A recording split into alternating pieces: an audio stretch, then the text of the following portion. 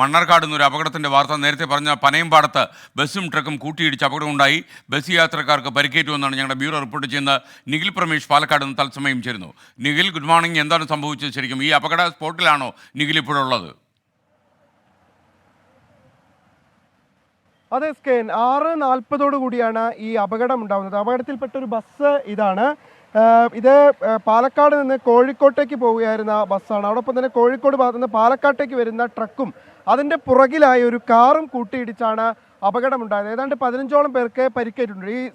ഈ സംഭവ സ്ഥലത്തുണ്ടായിരുന്ന ഒരു ദൃക്സാക്ഷിയോട് നമുക്ക് കൂടുതൽ വിശദാംശങ്ങൾ ചോദിച്ച് മനസ്സിലാക്കാം. എപ്പോഴാണ് അപകടം കൃത്യമായിട്ടുണ്ടായത്? ഒരു 6:30 ആ സമയത്താണ്. സൗണ്ട് കേട്ടിട്ടാണ് ഞാൻ സമീപത്ത് നിന്ന് വന്ന സമയത്ത് KSRTC മറികടക്കാൻ വന്ന സ്വകാര്യ ബസ് ഉണ്ടായിരുന്നു. ആ മറികടക്കാൻ നിൽക്കുന്ന സമയത്ത് എതിരെ വന്ന ഒരു ലോറിയും കാറും തമ്മിൽ ഇടിച്ചു കിടക്കുന്ന ഒരു കാഴ്ചയാണ് കണ്ടത്. ബസ്സിൽ പരിക്കേറ്റ കുറേ ആളുകളുണ്ടായിരുന്നു. അതുപോലെ തന്നെ ലോറി ഡ്രൈവർ ജാമായിക്കൊണ്ട് രക്ഷാപ്രവർത്തനം നടത്തിയിട്ടാണ് ജനങ്ങളെ എടുത്തിട്ടുള്ളത്. ഈ ബസ്സിലുണ്ടായിരുന്ന ആളുകൾക്കാണോ കൂടുതലായിട്ട് പരിക്കേറ്റിട്ടുള്ളത്? 15 പേർക്ക് പരിക്കേറ്റു. ബസ്സിലുള്ള ആളുകളാണ് കൂടുതൽ പരിക്ക്.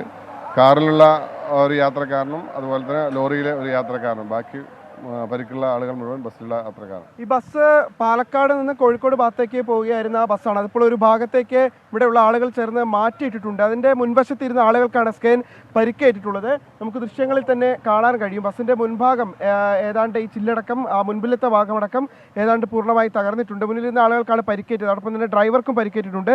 ഈ ട്രക്ക് ഓപ്പോസിറ്റ് ദിശയിലാണ് ഉള്ളത്. നമുക്ക് അതിൻ്റെ ദൃശ്യങ്ങൾ കൂടി കാണാം. ഇവിടെ നേരിയൊരു ഗതാഗത കുരുക്കുണ്ടായിരുന്നു. അതെല്ലാം തന്നെ ഇപ്പോൾ പരിഹരിക്കപ്പെട്ടിട്ടുണ്ട്. ഈ 2 വാഹനങ്ങളും മാറ്റിയിട്ടതോടുകൂടി ഗതാഗത കുരുക്ക് മാറ്റിയിട്ടുണ്ട്. ഈ മേഖല എന്ന് പറയുന്നത്, ഈ പനയമ്പാടം പറയുന്ന മേഖല നിരന്തരം അപകടങ്ങൾ ഉണ്ടാകുന്ന ഒരു മേഖലയാണ്, അപകട മേഖലയാണ്.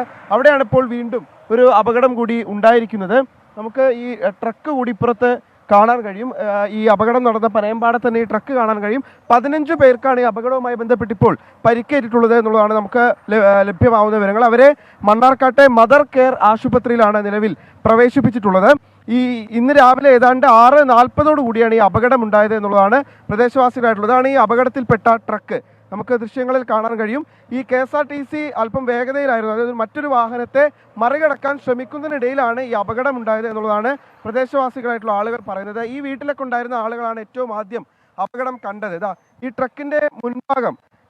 ട്രക്കിന്റെ മുൻഭാഗത്താണ് ഇടിച്ചിട്ടുള്ളത്. ഈ ട്രക്കിലെ ഡ്രൈവർക്കും പരിക്കേറ്റിട്ടുണ്ട്. എല്ലാവർക്കും പരിക്കേറ്റിട്ടുണ്ട്. കാറുണ്ടായിരുന്നു ബാക്കിൽ, അപ്പുറത്ത് മാറ്റിയിട്ടുണ്ട്. ബാക്കിൽ ഒരു കാർ പിടിച്ചിട്ടുണ്ട്. അപ്പോൾ ഈ ട്രക്കും KSRTC സ്വകാര്യ ബസ്സും തമ്മിലാണ് കൂട്ടിയിടിച്ചിട്ടുള്ളത്. ഈ ട്രക്കിലുണ്ടായിരുന്ന ഡ്രൈവർക്കും പരിക്കേറ്റിട്ടുണ്ട് എന്നുള്ളതാണ് മനസ്സിലാക്കാൻ കഴിയുന്നത്. അവരെല്ലാം തന്നെ ആശുപത്രിയിലേക്ക് പ്രവേശിപ്പിച്ചിരിക്കുകയാണ്. അദ്ദേഹം ഏത് ആശുപത്രിയിലാണ്?